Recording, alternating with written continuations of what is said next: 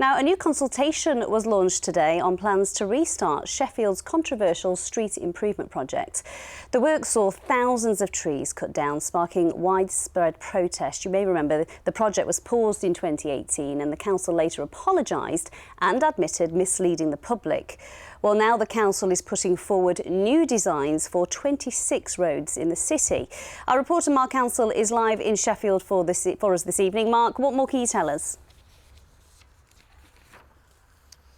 Well, Amy, thousands of trees were felled as part of the £2.2 billion street improvement project, but it sparked public outrage and anger, nowhere more so than here on Rustlings Road, where at 5 a.m. one November 2016 morning, contractors wielding chainsaws were about to fell more trees when protesters largely stopped them doing that.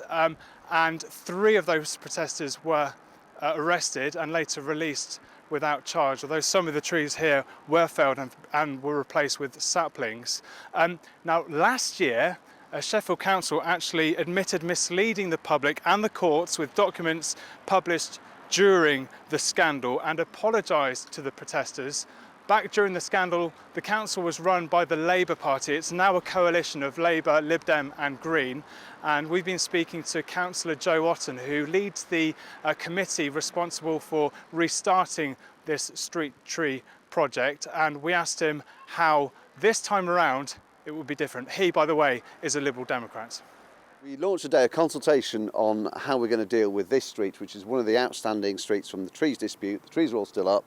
The proposals that we're consulting on involve lots of build-outs around the trees so that they can be saved. It does mean the loss of quite a lot of parking. The old policy was to cut down lots of trees unnecessarily, if you remember, and there was a massive protest about it, quite rightly, which as a then opposition member I was supportive of. But what it's left us with is a little bit of a legacy in some very entrenched and polarised positions. So we have this process that involves an independent tree panel which has seen these proposals and agreed them that are now going to the residents. And we hope through following the consultation we'll be able to reach a consensus. Christine King is from Sheffield Tree Action Group and joins me now. Christine, do you have faith in the new street improvement project? I do, yes, and as I'm part of the strategy partnership, we are working with the council to deliver these solutions so that as many trees as possible can be maintained whilst giving the residents the road network that they were promised so long ago. But to keep the trees, they're going to have to lose some parking.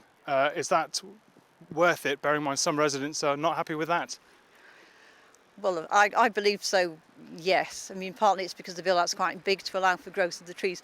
However, the council has done surveys which show that the parking provision afterwards is close to the current number of cars parked now, and I'm confident of the ingenuity of people to find a few more. Good stuff. Thank you, Christine. We'll be following this one with interest, Amy. Back to you. We certainly will, Mark. Thank you.